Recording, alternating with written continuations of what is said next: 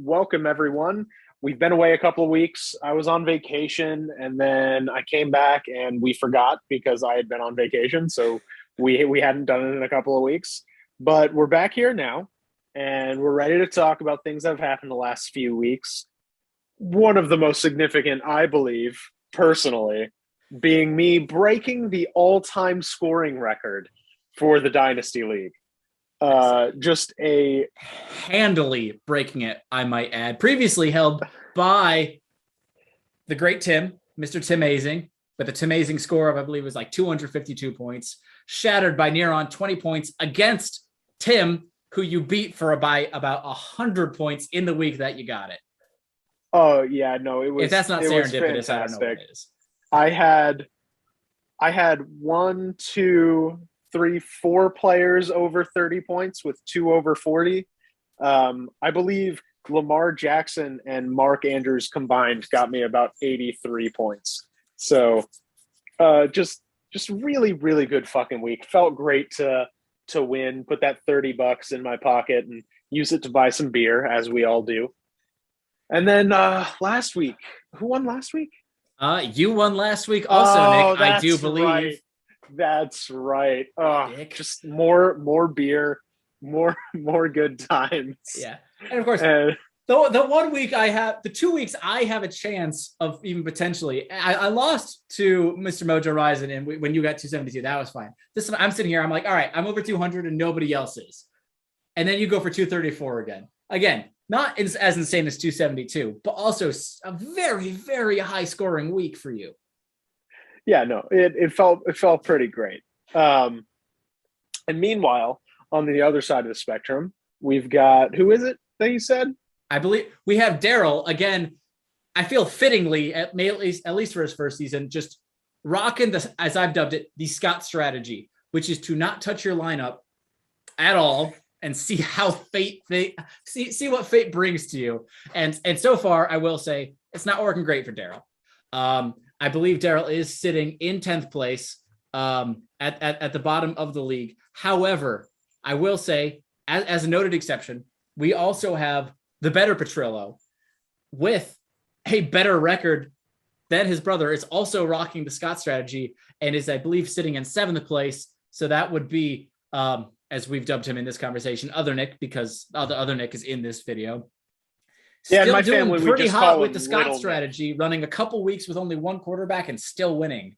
So we know the Scott strategy can be effective. I feel like it's just the dice are more on Nick's side than Daryl's. We'll see if that holds out. You never know where it may go. Well, and speaking of setting your lineup and paying attention to who's on bye and who's injured, I might mention that this week is bye-pocalypse week. We've got absolutely. 6 teams on bye, and they are all highly fantasy relevant teams. Buffalo Bills, Dallas Cowboys, Jacksonville Jaguars, Minnesota Vikings, Pittsburgh Steelers, and the Chargers. So that's a lot of fantasy relevant players. I looked at just a couple of people in our league, and we all have like at least 8 people out on bye. I think Ramsey has 9.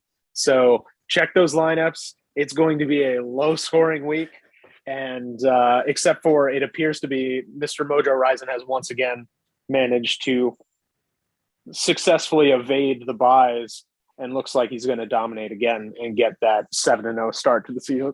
I say we will say, and I will say this one could be dramatic. Looks like it's the father-son matchup. So hopefully Man Bear Pig over there could maybe find some replacements for his buys. And who knows, maybe they'll do great and it'll be the upset of the week. We'll see.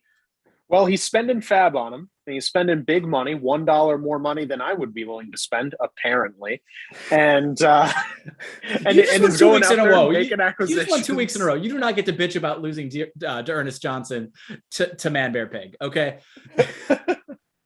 Get out of here. The $1 always feels personal.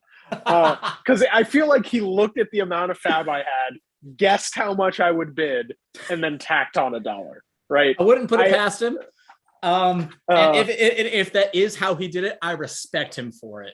Oh, 100%. 100%. You got to give the credit where it's due. But definitely going to be an interesting week. Definitely going to be some weird people playing in people's lineups. I'm playing Ricky Seals Jones as a flex. So not only a tight end, but a tight end not commonly played, although he's looking like he's getting some good targets. So we'll see how that goes. And I will be making that seal sound every time he gets a catch on Sunday. So looking forward to that. Yeah, I mean, we may have some overall standings changes. Again, Mr. Motor Rising seems to be sitting pretty comfy in first place, but down towards the middle and then the less coveted bottom tier of the league, we might be having, depending on this week and the matchups, some changes into the bottom half standings. So that could be an interesting thing to see. Right now, you and Rocco seem to be pretty close, and Rocco's hiding out in ninth place, where he's fighting against Tim, who's currently in 8th place. And again, if Daryl sets his lineup, he might beat Tim. So we'll see what goes there. Meanwhile, I'm hiding pretty in 7th and 6th against other Nick and the better Petrella over there. So we'll see what happens there. That could switch things up here. So we might have a dynamic placement shift going into the back half of the regular season to potentially set the tone for how the playoffs might start to be shaping up. That could be interesting. Yeah. And one of the interesting things about Seeker, for those that haven't realized it, within your team page now, you can click on a nifty button called schedule. It shows you all of your upcoming lineups and how you've played in your matchups so far this year. I've really enjoyed that as a nice preview as to what's upcoming for my team and what wins I think I can get and where I think I can get my record to go. So a nice quick snapshot there. I don't really have much else. I say we call it. I say we can probably call it there too. It's so far been rolling up to be an interesting season in a different way than last year. Last year with all the injuries and all the COVID stuff and everybody being weird and having to do a lot of trades, which we didn't see the first season. We're still seeing a decent amount of trades, way more than the first season but not as many compared to last year. It is rolling up to be an interesting way. Again, we're only about halfway through, so it's never too late to say that somebody's going to have just a great comeback for the players on their team.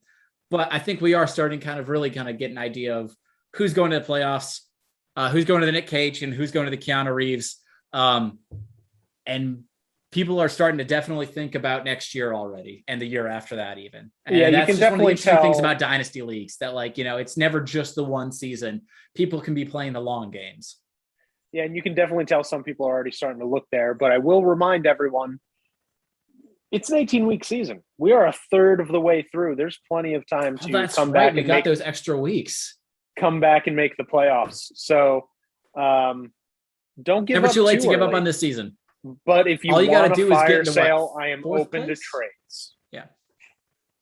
All you have to do is get in 4th place to get into the playoffs bracket? 5th place? And Ryan, I want Kadarius Toney, you son of a bitch. That's where we end it. You only have to get into 6th place to get into the playoffs. Okay. All right. That was really personally for Ryan. I'm not sure everyone will understand that. But Ryan, I gave him a very fair trade upon which he told me, I stole him from you in the draft.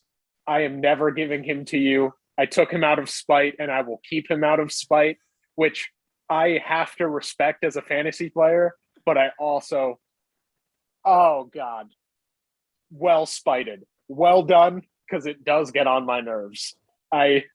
Fuck you. And that's it. See you next week.